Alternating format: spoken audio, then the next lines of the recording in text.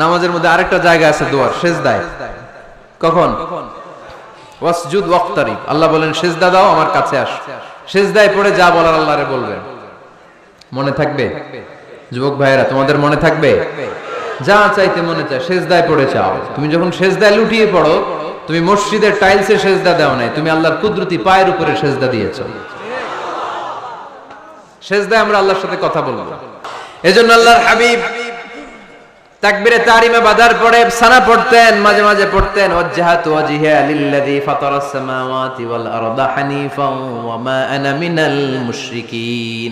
এখানে অনেক দোয়া পড়তেন। আল্লাহুম্মা বাঈদ বাইনি ওয়া বাইনা খাতায়ায়া কামা বাআদতা বাইনাল মাশরিকি ওয়াল মাগরিব। আল্লাহ, আমার আর আমার গুনার বোঝার মধ্যে এত দূরত্ব করে দাও, পৃথিবীর পূর্ব প্রান্ত আর পশ্চিম প্রান্তের মাঝখানে তুমি যত দূরত্ব রেখেছো।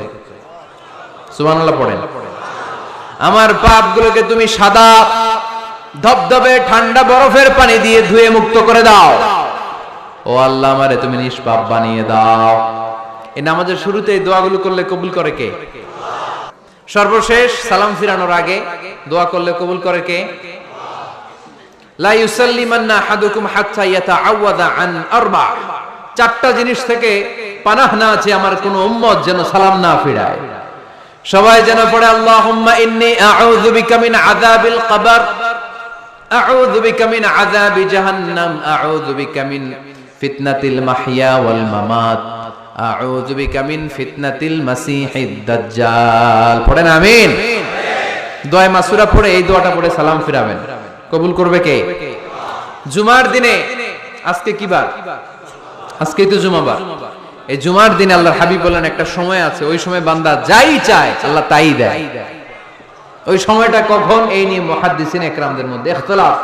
সবচেয়ে গ্রহণযোগ্য মত হচ্ছে আসরের পর থেকে শুরু করে সূর্য ডোবার আগ পর্যন্ত ওই মুহূর্তে দোয়া করবেন। এই সময়গুলো নোট করে রাখবেন, এই সময় চাইলেই আল্লাহ দিয়ে দেয়।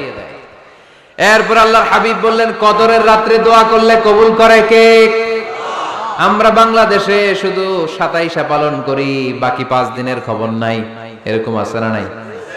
21, 23, 25, 27, 29 এই 5টা বেজর রাতে, যে কোনো রাতে কদর হয়ে যেতে পারে। আমরা নামাজ পড়ি কোন রাতে?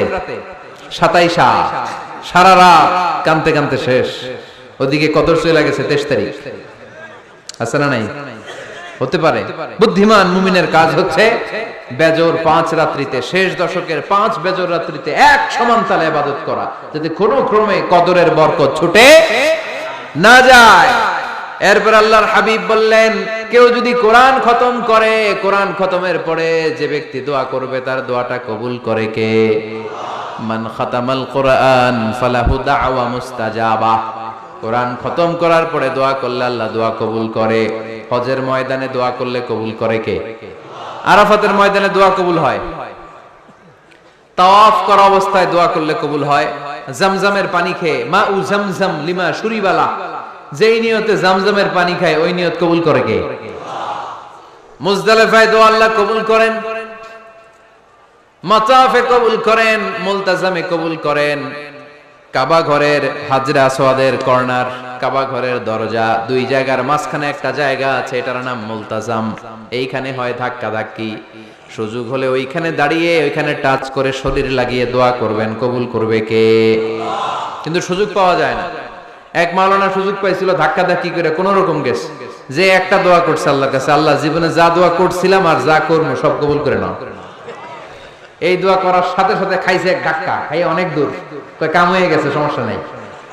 দোয়াটা কি করছিল? কি করেছিল?